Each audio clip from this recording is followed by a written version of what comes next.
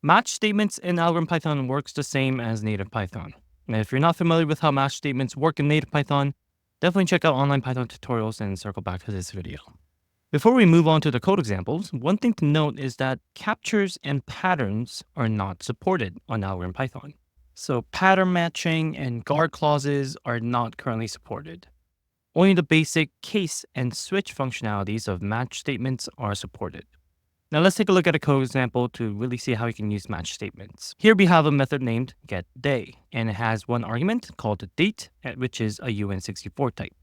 Now here we're using the match statement, and we're passing in the date argument as the condition. And we have all these cases defined inside the match statement.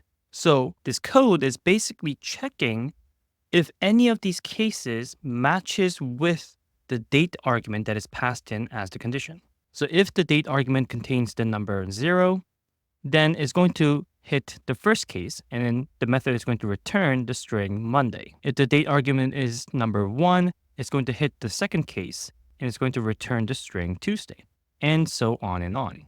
Now, if the date argument doesn't match with any of the cases from number 0 to 6, it's going to hit the case that has the underscore. The underscore case is a wildcard character where if none of the cases that are mentioned above matches, then the method is going to run that underscore case. So if, for example, if we pass in the number 16, then the match case is going to go to the underscore case and return the string invalid day.